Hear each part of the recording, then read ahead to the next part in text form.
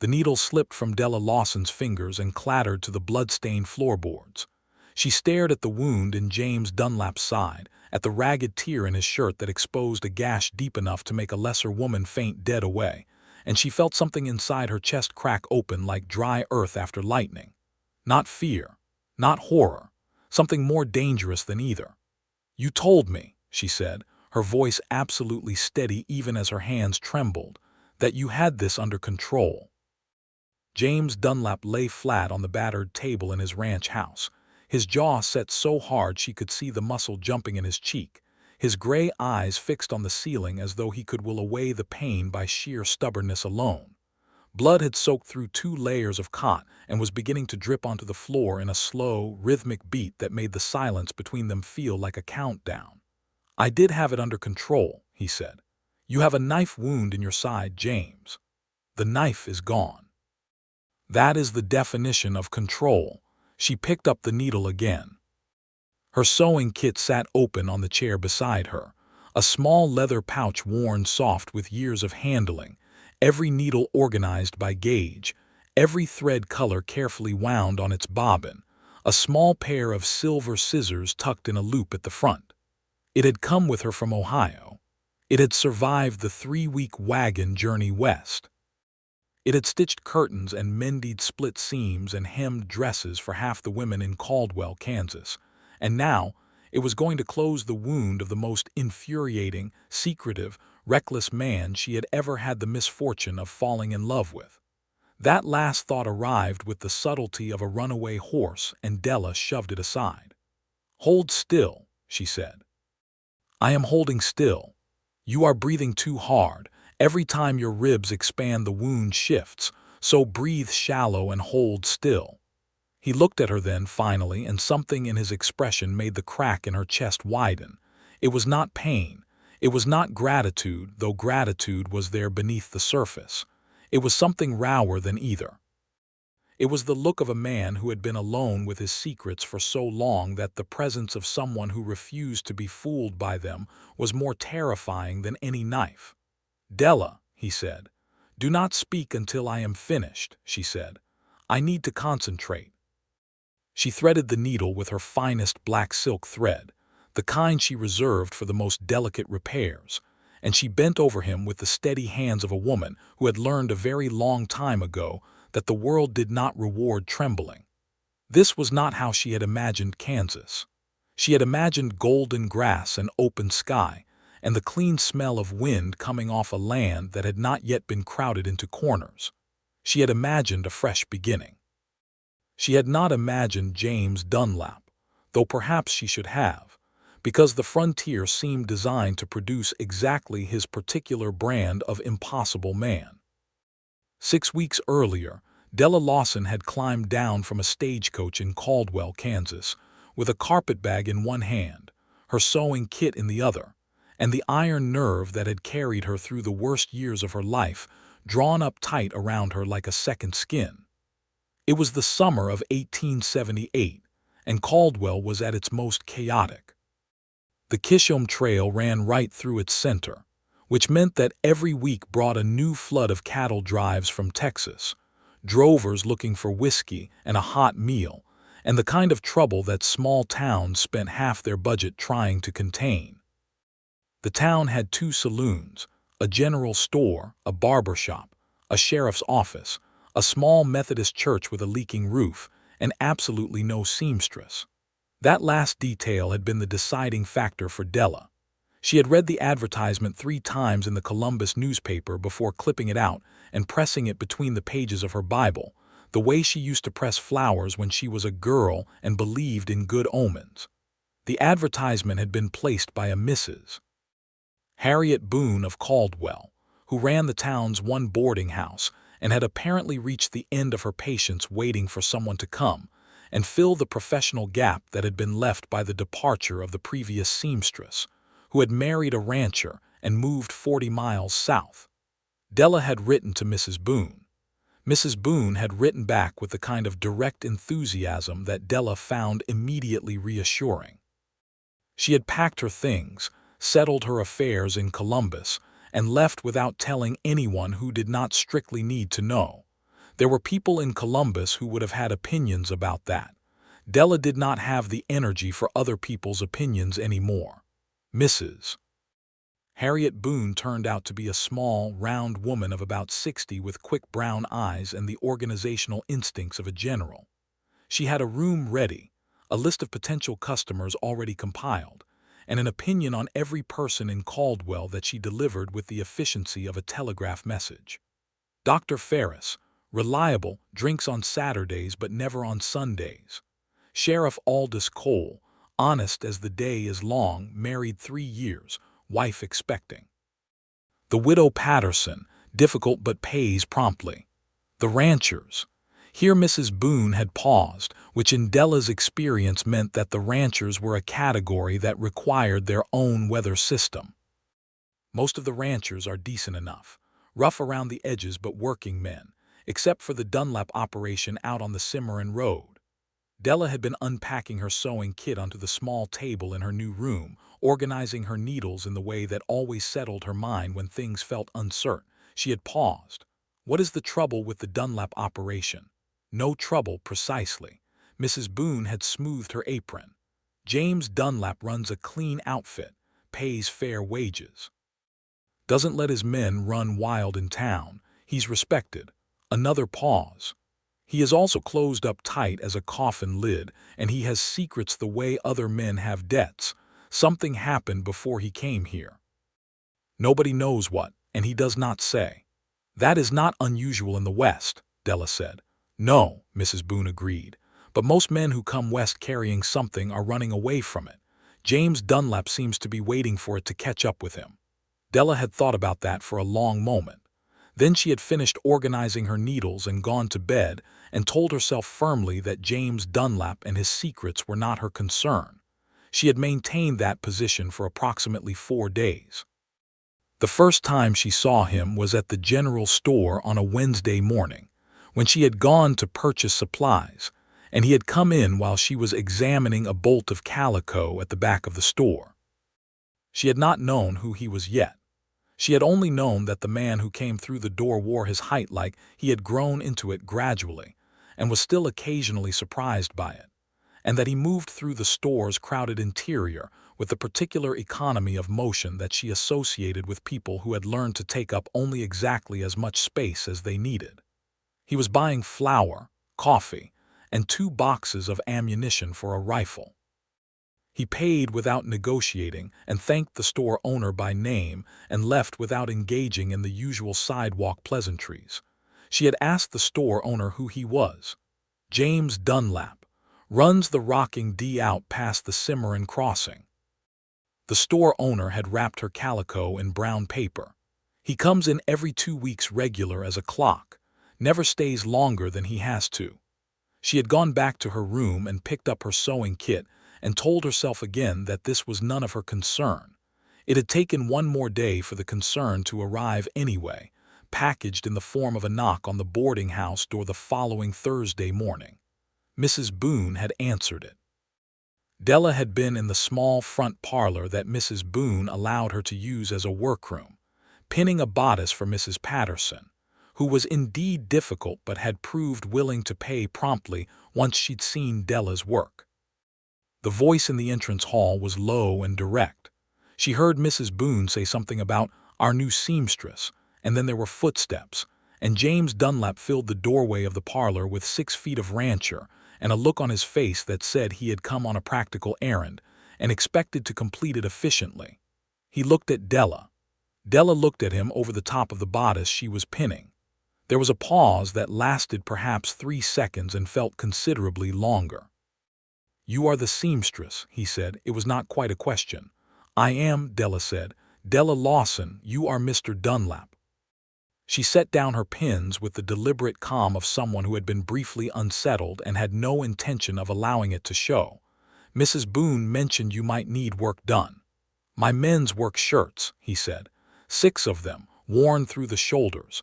I've been told it's more economical to have them mended than replaced. It usually is, Della said. You can leave them here and I will have them finished by Monday. He had nodded once, set a bundle of folded shirts on the chair just inside the doorway, and been gone within 2 minutes.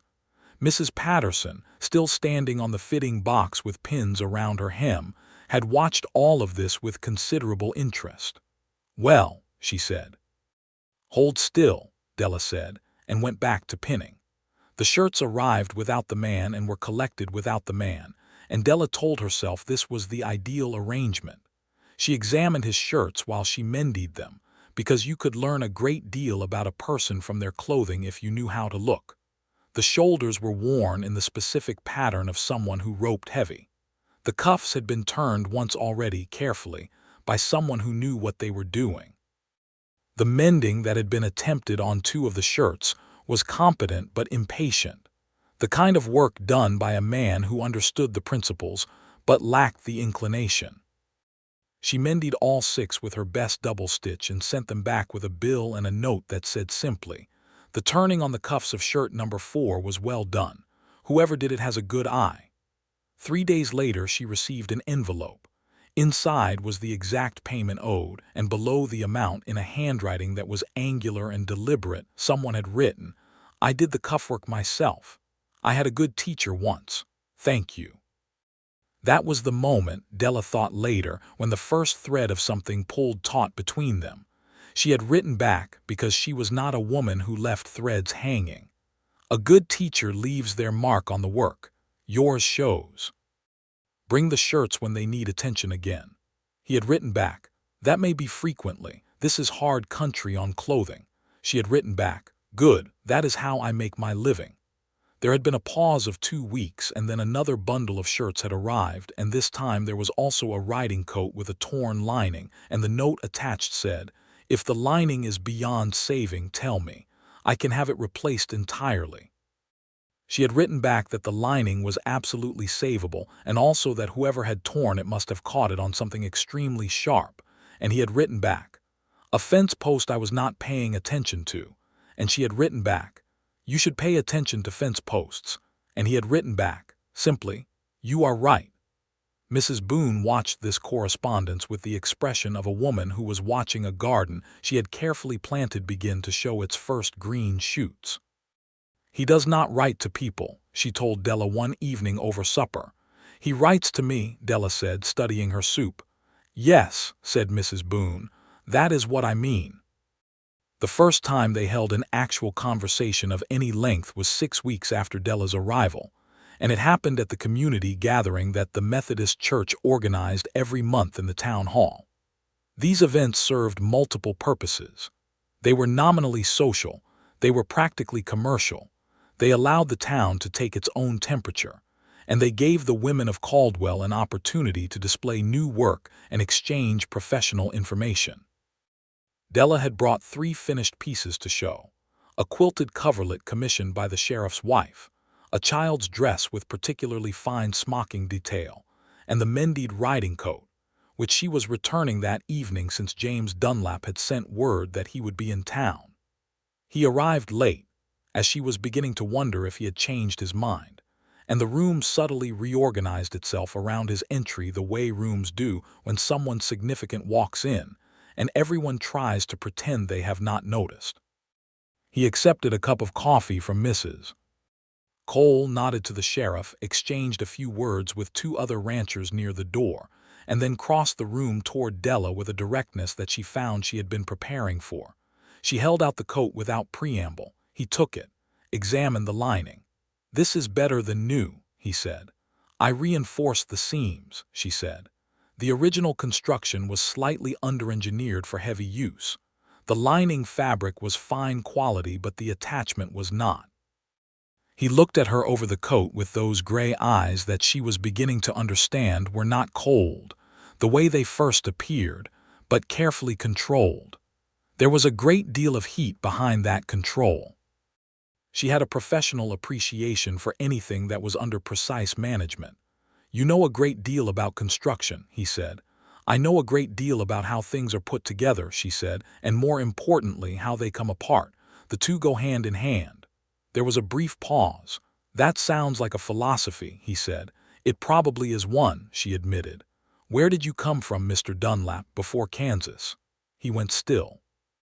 Not visibly, not in a way that anyone else in the room would have noticed, but Della noticed. She had spent enough time with difficult fabric to know when she had found a seam that did not want to be touched. Missouri, he said. Before that, Virginia.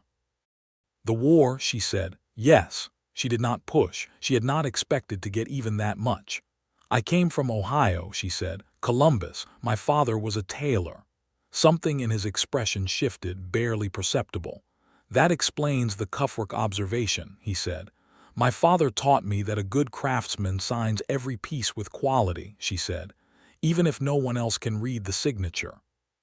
He was quiet for a long moment, and she let the silence sit between them without filling it, because some silences needed to breathe. That is worth remembering, he finally said. They talked for another hour, moving through careful territory, speaking about the town and the cattle trade and the state of the frontier and the summer heat in a way that was on its surface completely ordinary, and beneath the surface was the most charged conversation Della had had in years. She could feel him testing each exchange, measuring it, wondering whether she was trustworthy, whether her steadiness was genuine or performed. She had the same question about him. She still had not answered it when the evening ended, and he said good night with a formal courtesy that was not distance but was its direct neighbor, and she walked back to Mrs. Boone's boarding house with her empty display case and the distinct sensation that something had been set into motion that she did not entirely control. "Well," said Mrs. Boone when she came in. "Do not say well at me," said Della. "I will say whatever I like in my own house," said Mrs. Boone comfortably. "He looked at you the way men look at things they have decided they cannot have." "That is a sad way to look at someone," Della said. "It is," Mrs. Boone agreed. "The question is whether you will do anything about it." "I am a seamstress, not a miracle worker," Della said. Mrs. Boone smiled over her knitting. "In my experience," she said, "those are often the same thing." There was another exchange of notes, another bundle of shirts, a pair of heavy canvas trousers that needed a new seat which Della mended with a scrap of perfectly matched canvas she had sourced from the general store specifically because it was such a good color match that it would be invisible on the finished garment. She included the matching scrap so he would know she had taken the trouble. He wrote back, "The trousers, you found the exact canvas." She wrote back, "I looked for it specifically." He wrote back, "Why?" She wrote back, "Because invisible repairs are still repairs. The quality is in whether it holds." There was a longer pause than usual. Then his reply came, and it was longer than his usual messages. He said that he had been running his ranch for 4 years now. He had come to Kansas because he needed distance from something he was not yet ready to name. He had found that distance useful, but it had a cost, and the cost was the particular kind of loneliness that comes not from lack of company, but from the decision to keep the company at arm's length. He had found that he looked forward to her notes in a way that he had not looked forward to anything in some time. He wanted to be honest about that because he did not believe in wasting either her time or his with pretense. But she should know that the thing he had come here to put distance between himself and was not resolved, and might not be, and she deserved to know that before anything else. Della read this letter 3 times. Then she put it down and sat very still for several minutes, looking out the window at the summer street where a small boy was chasing a chicken, and a woman in a blue dress was carrying bread from the bakery, and she thought about the particular quality of a man who warns you about himself before he asks for anything. She wrote back, "I came here carrying things too. Everyone does. I did not come west to find someone without a past. I came to find someone willing to be honest about having one. Thank you for being honest. Now stop treating me like something that requires protecting from the truth and tell me what you are actually afraid of." His next note had only 4 words, "Come to the ranch."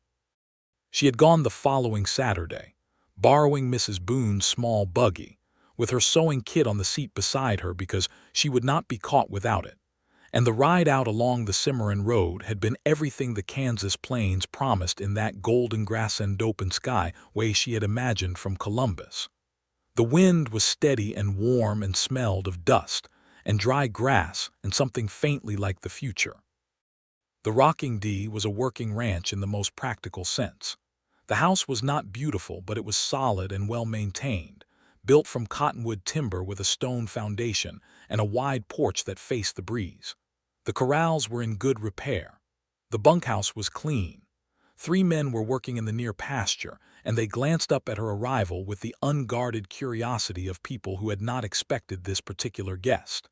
James Dunlap came off the porch when he heard the buggy. He looked different at his own place, slightly less contained.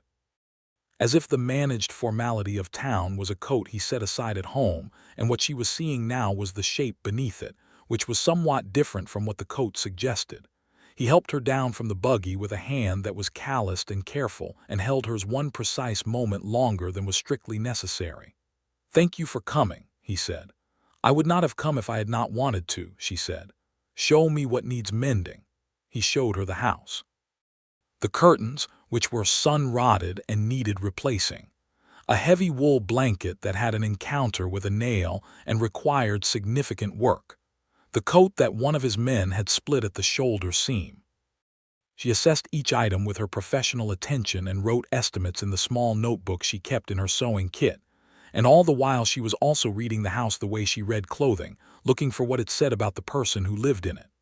The house said, "Organized mind," said, "Aesthetic neglect in favor of function," said, "Books, several and not the decorative kind," said, "A single framed photograph on the mantelpiece, turned slightly away from the room, which she noticed but did not comment on." He made coffee. They sat on the porch in the late afternoon light, and she finally said, "Are you going to tell me what happened in Missouri, or shall I keep reading the silences?" He looked out at his land for a long time. "I was engaged," he said, "in Missouri, to a woman named Caroline. We were to be married in the spring of 1874. She chose someone else, a man with more money and better prospects. I do not say this to claim injury. She made a practical choice, and I believe she knew herself well enough to make it." A pause. What was harder was what happened after. Her brother, who had been my closest friend since boyhood, decided that my unhappiness was a dark past he needed to manage. He told people I had behaved badly toward her, that I had been the reason the engagement ended. It was not true, and it destroyed my standing in the community I had spent 30 years building. Della sat very still. "I did not fight it," he continued, his voice measured and careful as though he had rehearsed this telling, but it was still costing him something to deliver. "I should have. Instead I left. I came here. I have spent 4 years wondering whether leaving was cowardice or wisdom, and I have not settled the question." "It was neither," Della said. "It was grief." He looked at her. "When everything familiar turns on you," she said, "leaving is not cowardice. It is survival. You preserved yourself in the only way available. The question is not whether leaving was right or wrong. The question is what you do with the self you preserved." He was quiet for a very long time. "What did you leave behind?" he asked. "In Ohio." She had expected the question and had decided in the buggy on the way out that she would answer it honestly. "A broken engagement of my own," she said. "A man named Robert Harlow who was charming and kind, and gradually, over 3 years, made me doubt every instinct I had about my own worth, my own capability, my own intelligence. It was not dramatic. He did not shout or strike.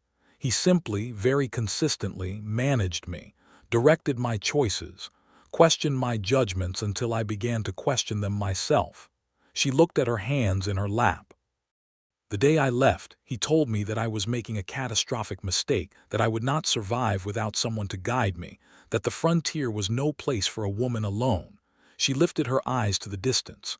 "I wanted to prove him wrong so badly that I packed my sewing kit and bought a ticket before I could be afraid." The silence between them was different now.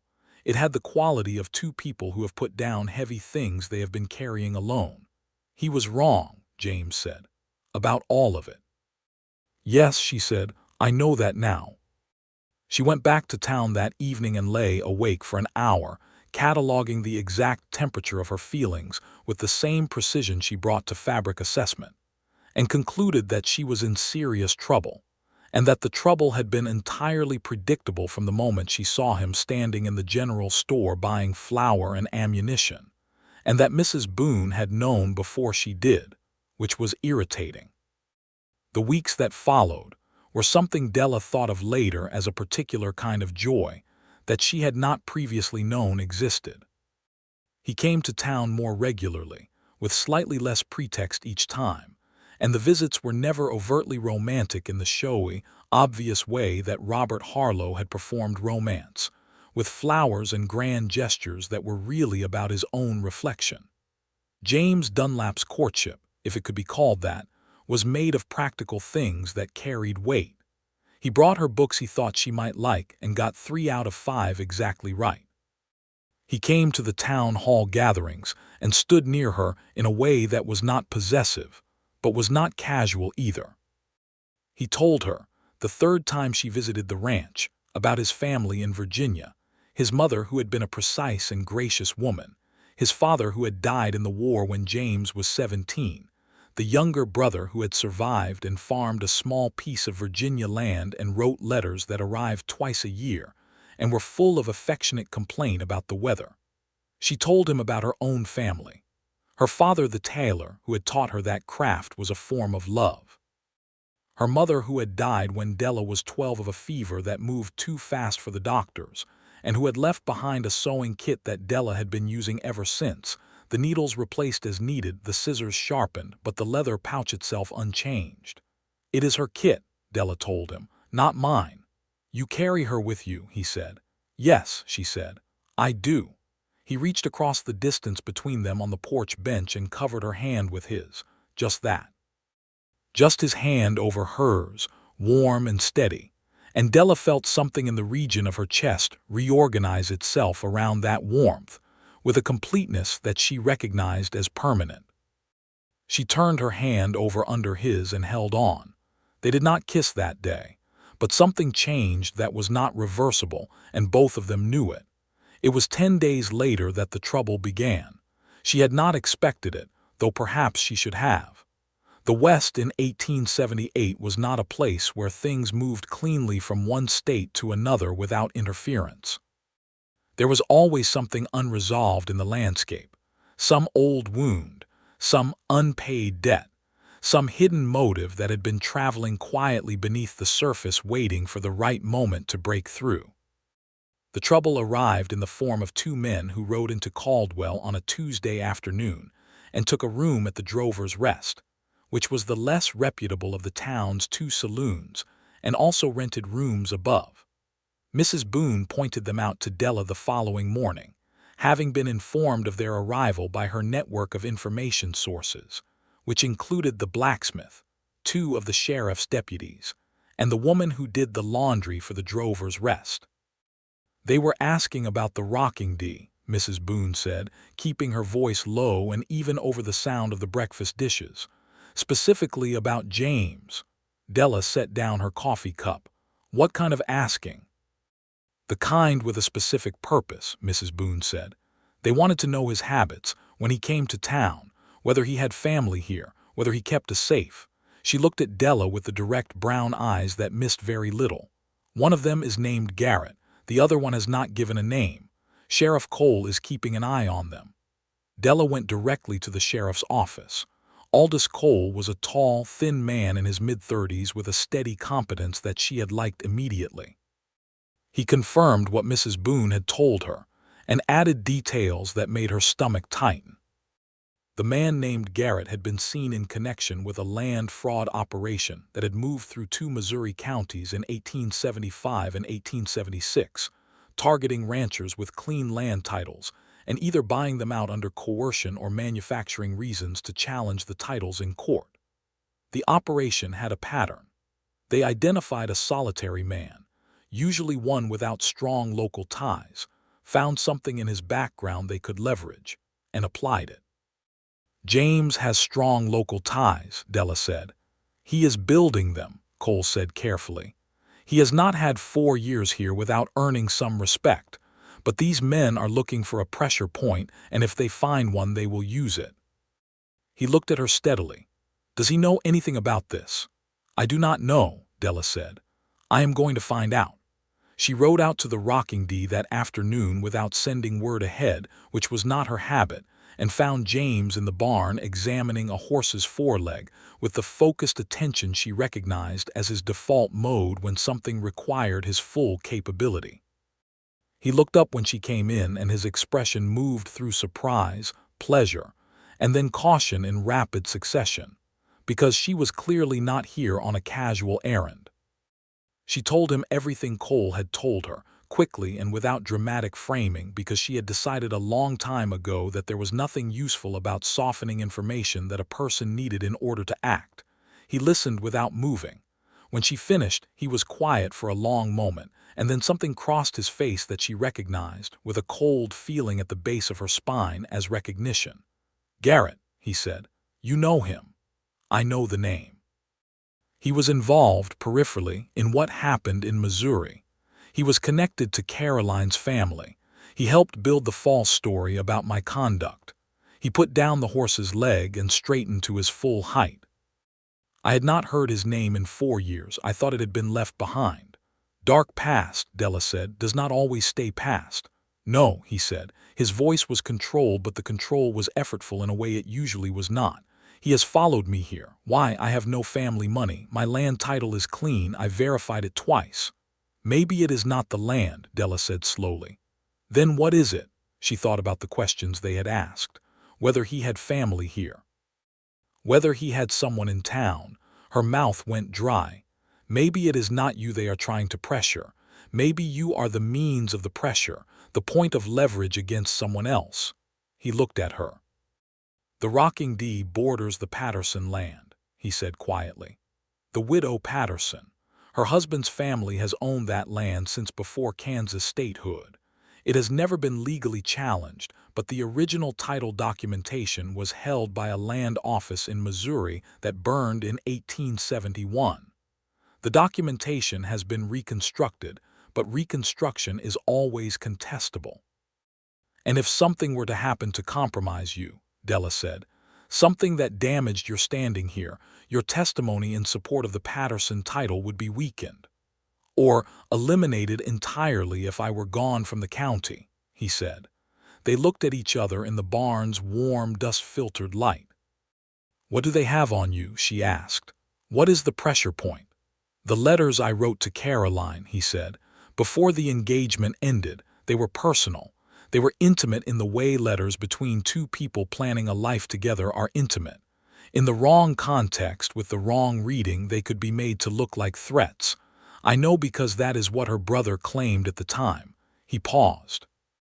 "If Garrett has those letters and brings them to Caldwell with a story constructed around them, a story that says I am a man with a pattern of threatening women, a man with a history of coercion, your standing here collapses," Della said. "And my testimony about the Patterson land is worthless," he said. "And Mrs. Patterson, who has no male relatives and no legal means to fight a title challenge, loses her ranch."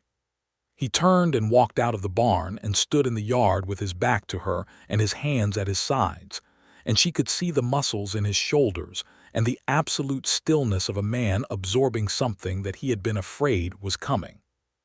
She picked up her sewing kit from where she had set it on the hay bale, and she walked out and stood beside him. "We are going to solve this," she said. "Della, do not tell me to stay out of it," she said. "Do not tell me it is dangerous or complicated or that it is not my concern. I am telling you clearly that it is my concern, because you are my concern. And Mrs. Patterson is my customer and my neighbor, and I will not watch her lose her land to a fraud." He turned to look at her with those gray eyes, and she saw in them something she had not seen before, which was the particular expression of a man who has been alone with a problem for so long that the offer of company with it feels almost unbearably moving. "I do not know what to do," he said. It was clearly not something he said often. The admission had the quality of something that cost him. "I do," she said. "Or at least I know how to start. Sheriff Cole needs to know the full history with Garrett, not the public version, the real one, every detail. And we need to know exactly what Garrett plans before he moves." How do we know that? She thought for a moment, turning her sewing kit over in her hands. Because someone needs to find out. And I, she said, with the calm iron nerve that had carried her from Columbus to Caldwell with a carpet bag and a leather pouch full of needles, am very good at being underestimated. The plan that she and James and Sheriff Cole developed over the following 2 days was built on a simple principle. Let Garrett believe he had the advantage while the ground was being moved beneath him. Della's role was to be visible and seemingly uninformed.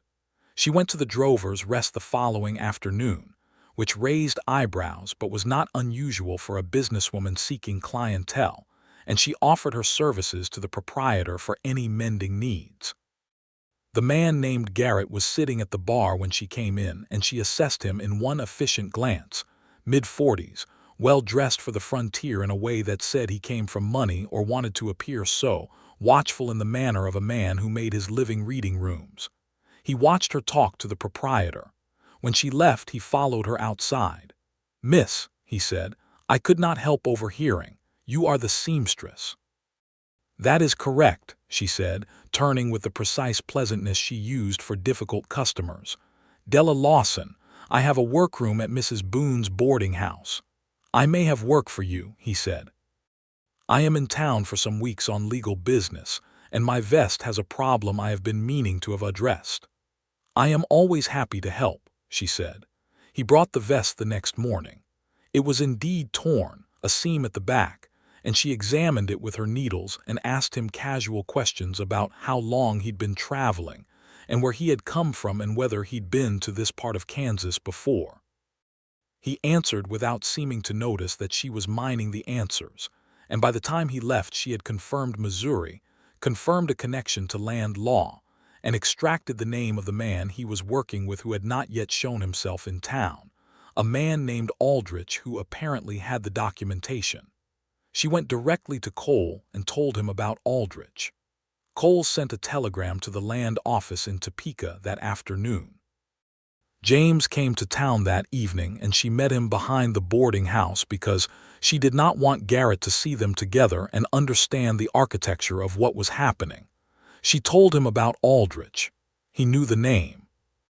Aldrich was the man who had held Caroline's letters. He had appeared briefly in Missouri during the worst of it and then vanished. James had not known where he went. "He has been building this," James said, his voice tight with the effort of controlling something that was not quite anger and not quite grief. "For years. This is not opportunistic. This is deliberate." "Why?" Della said. "What do they gain beyond the Patterson land?" He looked at the darkening sky. "Caroline's father," he said slowly, "died in 1876. He left debts. Her brother inherited those debts along with the family land. Caroline's new husband is wealthy but conservative. He would not cover his father-in-law's debts for a brother-in-law he barely knew." He stopped. "Caroline's brother owes money to people who do not accept slow payment.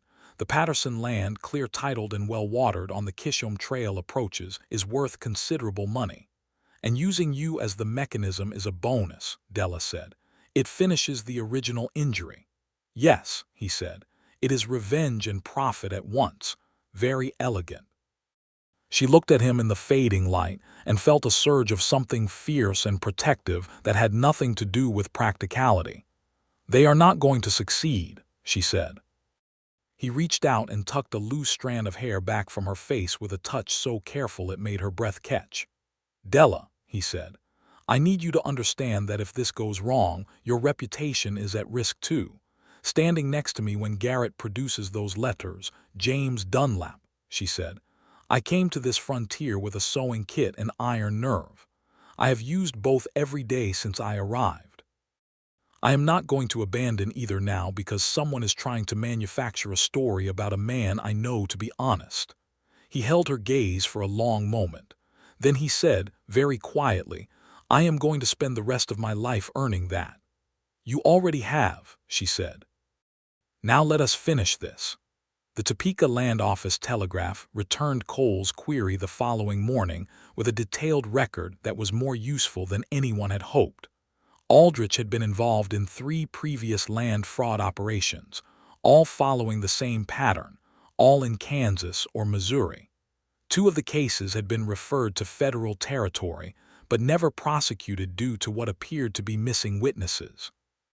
Cole forwarded the information to the federal marshal's office in Wichita and received a reply that the federal marshals had in fact been looking for Aldrich for 18 months and would send a deputy by the end of the week, which left 3 days for Garrett and Aldrich to make their move before the federal deputy arrived.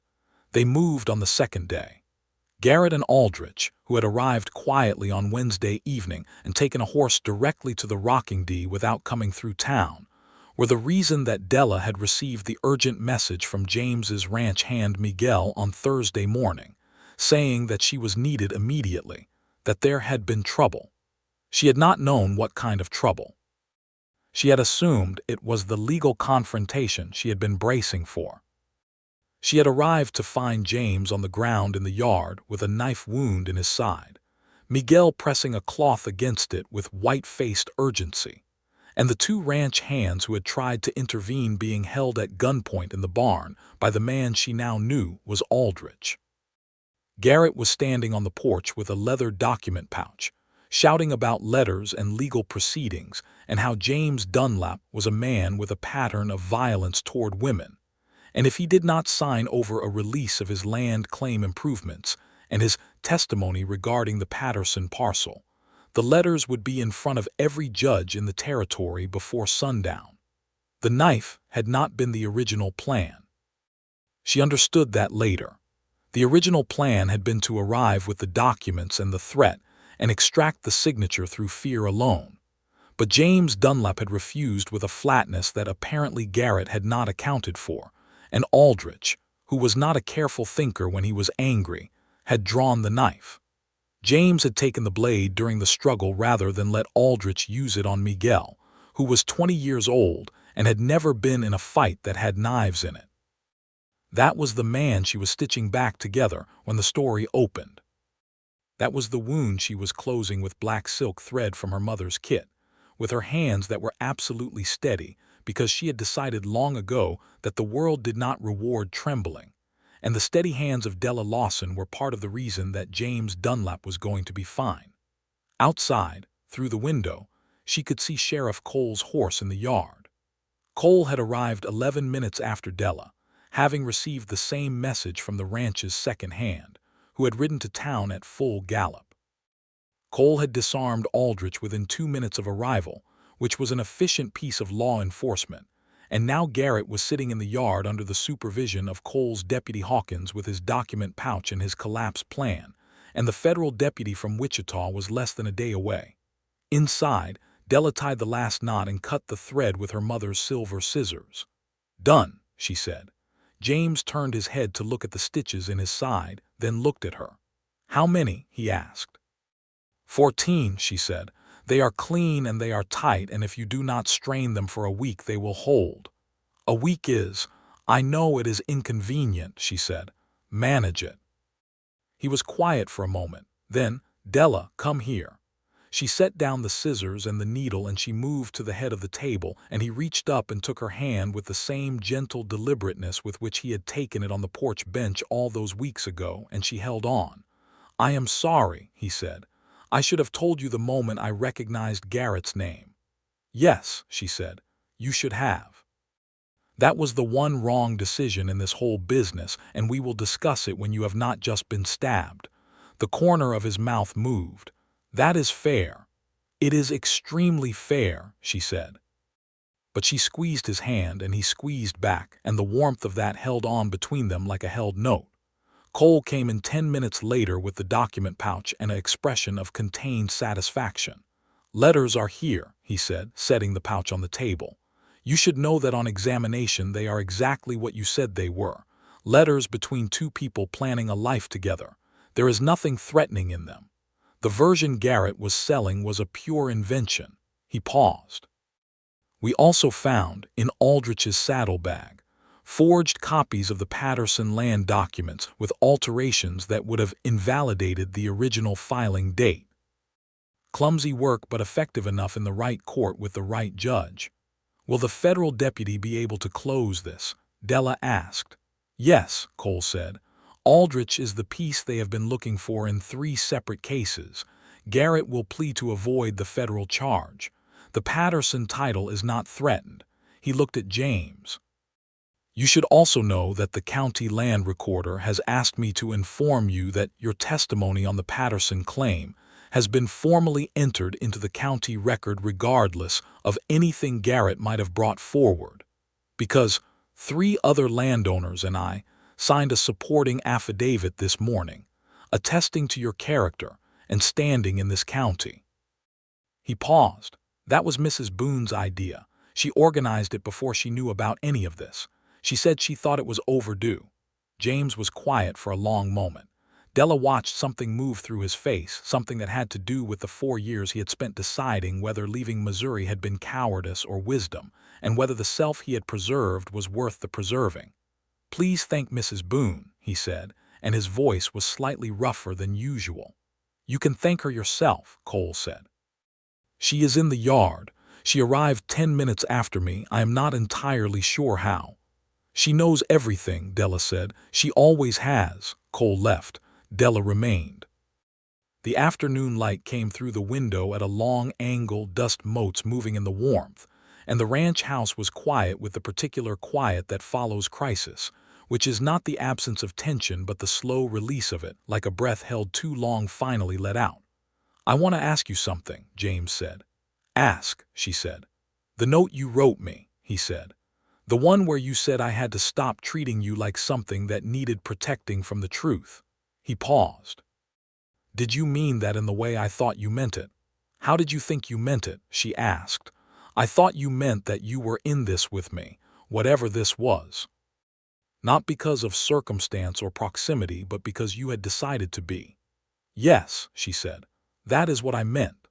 Then I want to ask you, he said, and I recognize that I am in an undignified position for this question, and that you have just stitched me back together, which is not the ideal romantic context, but I find that I am not willing to wait for a better moment because I have a feeling that I have been wasting moments for a long time. James, she said. Whether you would consider making this permanent, he finished.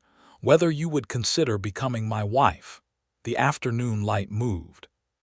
Della looked at the man on the table, steady under the pain, honest even when honesty cost him, capable and careful and profoundly, stubbornly decent, a man who had been alone for 4 years in the frontier with a dark past he was trying to make peace with and had found, perhaps to his own surprise, that the peace was possible.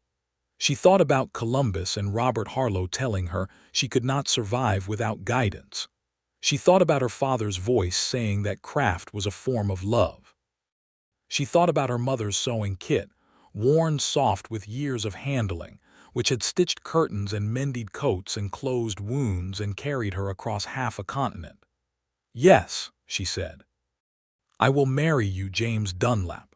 He closed his eyes briefly, and the expression on his face was not triumph or relief but something simpler and more profound, which was the look of a man arriving somewhere he had been trying to reach for a long time. Good, he said. Now will you let me sit up? Absolutely not, she said. You have 14 stitches in your side. Della, 1 week, she said. Hold still. They were married 6 weeks later in the Methodist church with the leaking roof, which had been repaired in the interim by a volunteer effort organized, predictably, by Mrs. Boone. The church was full in the way that small frontier towns fill churches for weddings, which is to say that nearly everyone came, because weddings in Caldwell were celebrations of the town's own continuance, proof that people were building lives here, that the frontier was becoming a place where permanence was possible. Mrs. Boone cried openly and without apology. Sheriff Cole and his wife stood in the front row, and Mrs. Cole, who had delivered a healthy son 6 weeks earlier, held the baby in her arms and beamed. Mrs. Patterson attended in her best dress, a dove-gray wool with ivory trim that Della had made for her 3 months earlier at a price they had both considered fair, and she held Della's hands before the ceremony and said, "You kept my ranch. I will not forget that," in a voice that was businesslike and warm at once. Della wore a dress of ivory silk that she had made herself over the previous 4 weeks, working by lamplight each evening in the boarding house parlor, every seam hand-finished, every dart precisely placed, the collar edged with her finest tatted lace. It was the best dress she had ever made. She had signed every seam with quality in the way her father had taught her, because the quality was in whether it held. James wore his best coat, the one with the repaired lining that she had reinforced 18 months ago, though it felt much longer. He looked at her when she came down the aisle with the expression of a man who has decided to let something be true, and it made her chest ache with sweetness. The ceremony was conducted by the Methodist minister, who was a serious young man from Ohio, a fact which made Della feel briefly and fondly that the world was smaller and more connected than the frontier made it appear. When the minister pronounced them married, James leaned down and kissed her with the same deliberate gentleness that characterized everything he did, a gentleness that had nothing soft about it. That was in fact one of the strongest things she had ever encountered, and Della kissed him back with everything she had, and felt the last thread of the distance she had been carrying since Columbus fall away. The reception was held in the town hall. There was dancing, fiddles, and a guitar, the sprung wooden floor creaking under the movement of people who needed to celebrate. James danced with careful precision, claiming that he was still favoring the healed wound, which Della suspected was true for the first dance and strategic thereafter. She danced with Cole and with two of James's ranch hands and with Mrs. Boone, who was surprisingly vigorous on the dance floor. Miguel, the young ranch hand who had been held at gunpoint that afternoon, danced with a girl from the general store owner's family and kept glancing at James with the expression of someone who had learned something important about loyalty and wanted to honor it. Late in the evening, standing outside the town hall with James in the cool September air, the music carrying from inside, Della said, "I left Columbus with a sewing kit and a conviction that I could make this work." "Did you believe it?" he asked. "I believed it enough," she said, "which is usually sufficient." He had his arm around her shoulders, warm and steady. "I told Cole," he said, "when he asked me what I needed most in those first weeks, that I needed someone who was both precise and unbreakable. I had no idea that description had a person attached to it." "You told him you needed both," she said. "I did," he said. "And then you arrived with your sewing kit and your iron nerve and proceeded to need neither my permission nor my approval to be exactly what was required." She looked up at him. "Is that a complaint?" "It is," he said, "the thing I am most grateful for in my life." They moved to the rocking D after the wedding. Della did not give up her work. She established a proper workroom in a room at the front of the house that had good light and enough space for a proper worktable. And she continued to serve her customers in Caldwell, riding in on Tuesdays and Thursdays, sometimes staying overnight at Mrs. Boone's if she had heavy orders. James adjusted to having someone in his house with the characteristic approach he brought to everything. Methodically, honestly, occasionally with the brief friction of two people learning the shape of shared space, and always with the underlying solidity of two people who had decided that their presence to each other was permanent. His brother in Virginia wrote a letter that arrived 3 months after the wedding, which was by Virginia letter standards a rapid response, and the letter was everything James had described. Affectionate, complaining warmly about the weather, and containing a line near the end that read, "I am glad you found someone. I have been worried about you in that country alone." James wrote back a letter that was considerably longer than his usual letters, and Della saw him hesitate over it, and then write without crossing anything out, which she recognized as the action of a man who had found that he had things to say. The Patterson land issue was fully resolved by the federal court in January of 1879. Aldrich was sentenced to 7 years. Garrett, having entered a plea, was fined and banned from land proceedings in Kansas, Missouri, and the Indian Territories for life. Mrs. Patterson's title was confirmed with full federal backing and entered into the permanent record. She came to Della's workroom on the day the news arrived and ordered a new dress in celebration and paid twice the quoted price and said only, "It is appropriate," and Della accepted it because it was. The letters, the ones James had written to Caroline, were returned to him through Cole's office.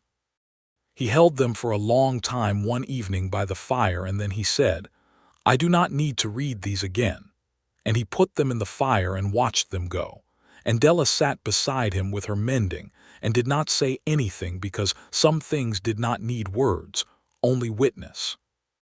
Spring arrived with the particular intensity that Kansas springs have, where the land seems to be in a hurry to make up for the winter, and with it came the discovery that changed the arithmetic of their life in a way that was expected and still arrived as a revelation. Della had been keeping a careful internal count, as she kept careful track of most things, and when she was certain, she told James on a Sunday morning over coffee on the porch, with the spring wind moving through the new grass and the horses in the near pasture, and the particular piece of their life arranged around them like a well-constructed garment. He set down his coffee cup. He looked at her. "When?" he said. "October," she said. "Perhaps November." He was quiet for a long moment, and then he reached across the space between them and picked up her hand with both of his and held it with a care that was profound and slightly awed, and Della felt the warmth of that move through her from the palm outward. "Are you well?" he asked. "Is everything—" "I am perfectly well," she said. "I am healthy and capable, and this is not a complication. It is an addition." "An addition," he repeated, and the expression on his face was not quite what she had expected, which had been joy alone. It was also something that looked very much like the particular emotion of someone who has spent years expecting loss and has arrived at a moment of profound, unexpected abundance. His eyes were bright in a way she had not seen before. "James," she said softly. "I am fine," he said, which was obviously slightly untrue in the best possible way. "I know," she said, and squeezed his hands. Mrs. Boone, when told, sat down in her kitchen chair and pressed her hands to her cheeks and said, "I knew. From the moment you came off that stagecoach, I knew." "You knew what precisely?" Della asked, amused. "That you were going to fix things," Mrs. Boone said. "That is what you do. You arrive with your needles and your nerve and you fix things. You just fix larger things than most people expect a seamstress to be fixing." Della laughed, which she found she was doing more easily and more often than she had at any point in her previous life. "I was always fixing things," she said. "I just needed the right things to fix." The summer of 1879 was a busy one. Della's practice grew as the town grew, because Caldwell was growing with the speed that frontier towns grew when conditions were favorable, which meant new families arriving regularly, new orders, new relationships, new customers who came first for the professional work and stayed because the woman who did it was both precise and plain-spoken and had a quality of attention that made people feel genuinely regarded. James expanded the rocking D, acquiring a neighboring parcel that had been let go by a rancher moving further south, adding to his herd, hiring 2 additional hands. He came in from the range in the evenings with the specific tiredness of a man doing work that matches his capabilities, which is not the grinding exhaustion of mismatch, but the satisfying weight of proper exertion. And he came into the light of the house and Della at the workroom table, or in the kitchen, and the specific ease that she watched move into his face when he saw her was the thing she thought about when she tried to articulate what happiness actually meant in practice.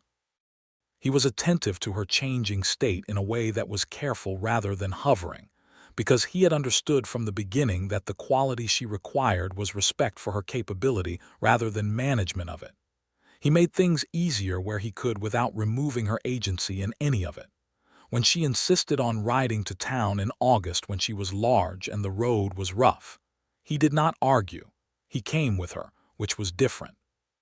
She made a set of baby things in the evenings of late August and September, small garments with her finest stitching, because the quality was in whether it held, and she intended everything in this life to hold. She made a small quilt from scraps of fabric that had histories, a piece from the curtain of her Columbus boarding house room, a scrap from James's riding coat lining, a square of wool from one of the repaired ranch shirts, a piece of ivory silk left over from her wedding dress. It was a record, she thought, a catalog of the journey that had brought them here. A boy. Born on the 15th of October, 1879, arriving in the world with the focused determination of someone who has a specific intention, delivered by Dr. Ferris in the ranch house bedroom, with James holding her hand through the worst of it and not flinching once. James held his son for the first time with the exact expression she would have predicted if she had tried, which was the expression of someone confronting a fact that is both completely real and completely beyond what any preparation could have addressed. "He is very small," James said. "He will get larger," Dr. Ferris said, packing his bag. "That is generally how it works." They named him William Thomas Dunlap, William for James's father who had died in the war. Thomas for Della's father, the tailor who had taught her that craft was love. Mrs. Boone came out the following Sunday and held William with the competence of a woman who had held many babies and loved all of them, and she looked at Della over his small, oblivious head and said, "Well done." "He did most of the work," Della said. "You both did," Mrs. Boone said. "You always have." The years that followed were the years that Della had imagined from Columbus, and also nothing like what she had imagined, because the actual texture of a life is always more complicated and more interesting than the imagined version. They were good years. They were years of work and weather and the specific challenges of frontier life in a place that was gradually becoming less frontier and more settled, which brought its own changes. The Kishom Trail, which had been the economic artery of Caldwell since before Della's arrival, began to slow as the railroads extended further south and west. The town adapted, as towns do, finding new purposes. Della's practice adapted too. She took on an apprentice in 1881, a young woman named Flora Tanner who had arrived from Illinois with a mother and a younger brother, and a talent for needlework that was raw but genuine. Della taught her the way her father had taught her, completely, without holding anything back, because knowledge withheld for competitive reasons was knowledge wasted. James watched this arrangement with visible approval. He had a particular respect for the transmission of skills, she had noticed. He taught his ranch hands things, not just directed them, and he did it with the patience of someone who understood that capability multiplied when it was shared. Their second child arrived in 1882. A girl, Emily Jane, named for James's mother and Della's grandmother respectively, who came into the world with very definite opinions about the schedule of events and held them loudly. "She is decisive," James said in the first hours of Emily's life over the noise. "She is mine," Della said, exhausted and perfectly content. "What did you expect?" He smiled, and she was still startled sometimes by his smile, by the way it changed his whole face from its characteristic careful gravity into something that was purely, openly warm. Mrs. Boone, who was by now the informal grandmother of everyone in Caldwell who had come through her boarding house and many who had not, took one look at Emily Jane and said, "This one is going to be a great deal of trouble," with the tone of someone who found the prospect delightful. She was right on both counts. William grew into a serious, curious boy who followed James around the ranch with dedicated attention, and who sat in Della's workroom asking questions about the mechanics of needlework, with an interest that she found touching. He had James's gray eyes and her father's hands, long-fingered and precise, and by the age of 5, he could thread a needle on the first try, and did not consider this unusual, because his mother had never suggested it was unusual. Emily grew into a small tornado with strong opinions about horses and a laugh that seemed too large for her body, and a habit of making friends with everyone she met within approximately 30 seconds, which seemed to be her mother's iron nerve directed outward rather than inward. In the summer of 1883, James's brother Thomas came to visit from Virginia. He was younger than James by 4 years, which made him 33. A compact, cheerful man with James's gray eyes in a more expressive version, and a quality of warmth that was not effortful but simply his natural state. He arrived on the afternoon train, having taken the railroad from Virginia to Wichita and the stage to Caldwell, and James met him at the stage stop, and Della watched from a slight distance as the two brothers stood in the street, and something between them recalibrated from the long absence. They did not embrace in the dramatic sense. They shook hands, and then James's hand on his brother's shoulder turned briefly to something stronger, and Thomas pressed his other hand over James's, and they stood like that for a moment in the street, and then the moment passed, and they walked to the buggy where Della was waiting with William on the seat beside her, and Emily asleep across her lap in the warmth. Thomas looked at Della and said, "So you are the woman who fixed my brother." "Your brother fixed himself," Della said. "I just provided the needle and thread." Thomas smiled, and it was James's smile at a slightly higher frequency. "He wrote me," he said. "When you married, he said, and I am quoting directly, that he had found someone who was both precise and unbreakable, and that he was aware this made him the luckiest man in Kansas." "He said that?" Della said. "He did," Thomas said. Surprising for a man who usually expresses himself like a legal document. James, who had climbed up on the other side of the buggy, said, "I am right here." "I know," said Thomas. "I am complimenting you. Do try to receive it gracefully." The visit lasted 2 weeks and was the thing that finally, completely, closed the chapter that had begun in Missouri. James and Thomas talked, not all at once and not comprehensively, but in the gradual way that people process old wounds when they are safe enough to revisit them. Della gave them space for the conversations that needed privacy and was present for the ones that wanted witness. And by the end of the 2 weeks, there was something repaired between the brothers that had been damaged a long time. On the night before Thomas left, after the children were asleep and the ranch was quiet, James sat on the porch with his brother, and Della came out and sat beside him, and Thomas said, "I should have come sooner." "You came when it was right," James said. "That is a generous reading." "It is an accurate one," James said. "I was not ready before now. Everything had to be what it is first." He glanced at Della. "Everything had to arrive before I was ready to receive it." Thomas looked at Della too. "He really is lucky," he said. "Yes," Della said comfortably. "He is, so am I." The letter that arrived in October of 1883 was from Columbus, Ohio, and it was in a handwriting she recognized even before she turned it over to see the name, Robert Harlow. She stood in the front room of the ranch house with the letter in her hands, and James came in from outside and stopped when he saw her face. "What is it?" he said. She showed him the envelope. He was very still. "Do you want to read it?" he asked. "I do not know," she said. "I want to read it, which is different." "You do not have to decide right now," he said. She thought about it for the rest of that day. She thought about what she might find inside. Apology, which she did not need and which would be 5 years too late. Continued management, an attempt to re-enter her sphere and direct it. Or perhaps simply news, the ordinary news of someone who had once known her and found themselves thinking of her. She could not know without opening it, and she found that she did not particularly need to know. In the evening, by the fire, she handed the letter to James unopened.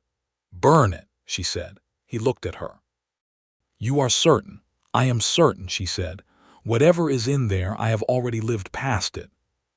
He put it in the fire, the same way he had put his own letters in the fire 4 years earlier, and they watched it go together, and Della felt the last thin weight of it lift. "I want to tell you something," she said. "Tell me," he said. "When I left Columbus," she said, "I was running from something. That was true. And I told myself I was also running toward something, toward independence and a fresh beginning, and that was also true. But I did not know, when I boarded that stage with my carpetbag and my mother's sewing kit, and whatever nerve I had managed to hold onto, I did not know that what I was actually moving toward was a specific and irreplaceable person." She looked at him in the firelight, this man who had been alone for 4 years on the Kansas frontier, carrying a dark past with the patience and the stubbornness of someone who intended to survive it. I think that is the best possible kind of surprise. When the life you built toward something general turns out to have been pointing at something specific the whole time. He was quiet for a moment in the way that meant he was feeling something deeply enough that the words were taking time to form. When I came to Kansas, he said, I came because I needed distance. I told myself I needed time and space and the kind of silence that comes from being far enough from the damage that I could not hear it anymore. He paused. I found what I needed. I needed someone precise enough to see through the controlled distance I was keeping from everyone. Someone unbreakable enough not to back away when they saw what was behind it. He looked at her steadily. I told Cole I needed both. I did not know I was describing you, but I was. She moved closer to him on the bench in front of the fire, and he put his arm around her, and she rested her head against his shoulder, and the fire burned low, and the ranch was quiet around them with the deep, settled quiet of a life that had been built to last. By the spring of 1884, Caldwell had grown enough that Della was seriously considering expanding her operation. Flora, her apprentice, had become a genuine partner in the work, skilled and reliable and ready for more responsibility. And there was a building on the main street that had recently come available, a proper storefront that would allow Della to have a real workshop rather than a workroom in the ranch house. She discussed it with James one evening over supper, while the children argued amiably at their end of the table about something to do with a horse that Emily wanted to ride and William considered too large for her. It is a sound investment, James said, reviewing the numbers she had laid out. The clientele is established. Flora is ready. The building's lease terms are reasonable. I am not asking for your financial analysis, she said, though she appreciated it. I am asking what you think. He looked up from the numbers. I think, he said, that you are the most capable person I know, and that anything you put your hands to will succeed, and that the question of whether to expand has been answered for the last 18 months by the amount of work you are carrying. He paused. I also think that you have been waiting to ask because you are checking whether this is the kind of decision you need permission for. She opened her mouth. And you do not, he said. You have never needed my permission for anything. You have my full support, which is a different thing, and you always have it. She looked at him across the supper table with the children still arguing and the remains of the meal between them and the lamplight warm in the room, and she thought about Columbus and the man who had spent 3 years telling her that her judgments required correction, and she thought about this man who had spent 5 years doing the exact opposite. I am going to take the lease, she said. Good, he said. I will help you move the furniture. The storefront opened in June of 1884 under the name Lawson Needlework, which she kept rather than changing it to Dunlap, because Lawson was the name under which she had built the reputation and because James had said, without prompting, keep your name on the work. That name means something here. The opening was celebrated by a portion of the town that had been following the development of Della's practice since her arrival 6 years earlier, and considered it a community achievement. Mrs. Boone brought cake. Sheriff Cole, who was now serving his 3rd elected term, came by officially to wish her well. Mrs. Patterson, whose gray wool dress was now 3 years old and still holding up to Della's double stitch, ordered a new one in celebration.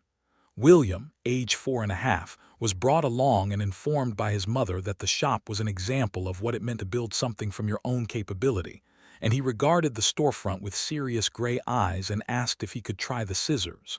When you are older, Della said.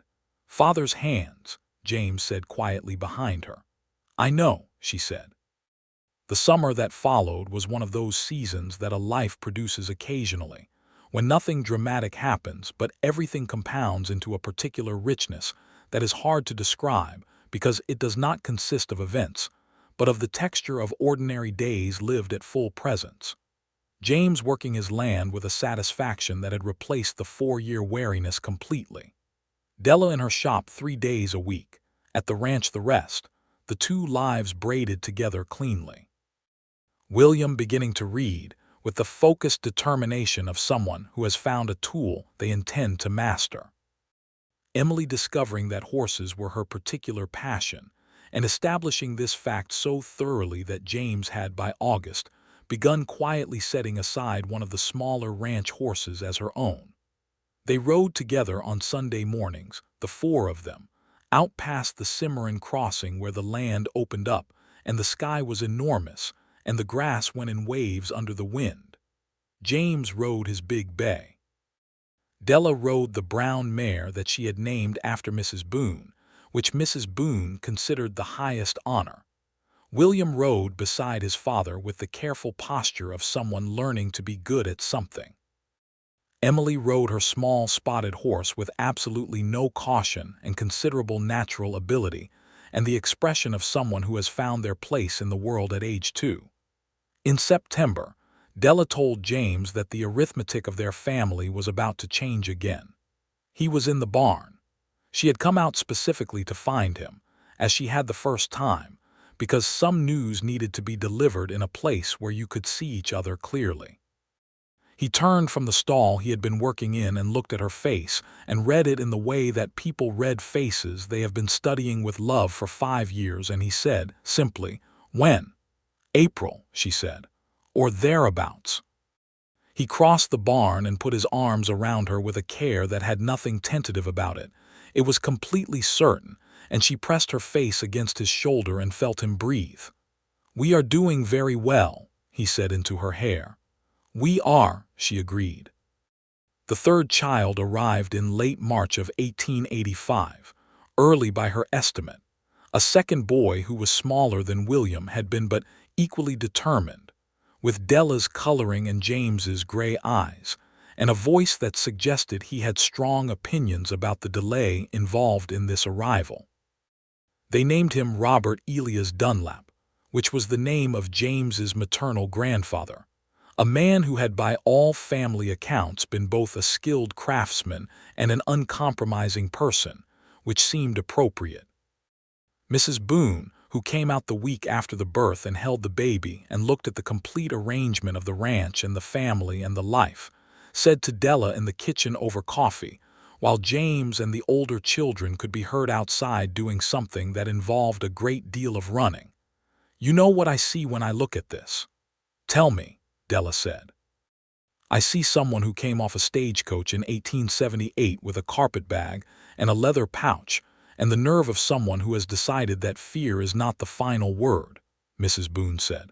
"And I see what happened when that particular kind of courage met that particular kind of man."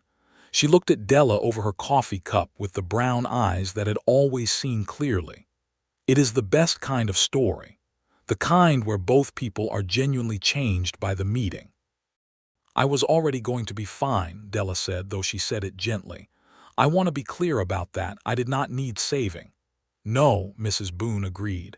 "Neither did he. That is precisely the point. Two people who do not need saving but choose each other anyway, deliberately, from a position of capability rather than necessity." She smiled. "That is the only love story worth telling." Outside, Emily's laugh rang out over the sound of running feet, and James's voice, lower, could be heard saying something that made William laugh too. And the spring morning was bright and warm, and full of the specific quality of light that Kansas produces in April when the grass is new, and the sky is the clear flat blue of something recently washed. Della held her infant son and listened to her family, and thought about a Tuesday morning in Columbus when she had read an advertisement in the newspaper and something in her had lifted, some quality of attention that she associated with rightness, with the feeling of a needle finding the proper thread. And she thought about the long stagecoach journey west through a landscape that became larger and less familiar with each passing day. And she thought about the particular weight of her mother's sewing kit in her hand when she climbed down in Caldwell and looked at the frontier for the first time with a clean determination to make it mean something. She thought about James Dunlap standing in the general store buying flour and ammunition, and the first time their eyes met across the width of the parlor when he came to collect his shirts, and the letter where he had told her his history, with the directness of a man who has decided that honesty is the only foundation worth building on, and the porch in the afternoon light where she had held his hand, and he had held hers, and something had been settled between them that was not reversible. She thought about the needle in her hands and the wound in his side, and the way she had said with absolute conviction that they were going to solve this, and they had. She thought about the fire taking his letters to Caroline and hers from Robert Harlow, and the particular freedom of watching old weights become smoke. She thought about her father saying that craft was love, and her mother's hands on this very leather pouch, and the way a good repair, done properly, does not just restore the original but reinforces it, makes it stronger at the point of damage than it was before. She thought, this is what I built. These rooms, this man, these children, this work, this life. I built it with what I brought and what I found and what we made together, and it holds. James came in from outside with Emily on his hip and dirt on his boots and William trailing behind him, examining something he had found in the yard with intense scientific interest. And he saw Della's expression, and he stopped in the doorway for a moment with the particular stillness she recognized as feeling something he was about to say inadequately. "What?" he said. "Nothing," she said. "Everything." She shifted the baby against her shoulder. "Come in and close the door. It is getting cold." He came in. The door closed behind him.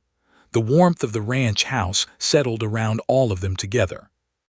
Della looked at her family and her work and her life, and she felt the complete settled certainty of someone who has found the thing she was always pointed toward and recognized it and held it and made it real with her own hands.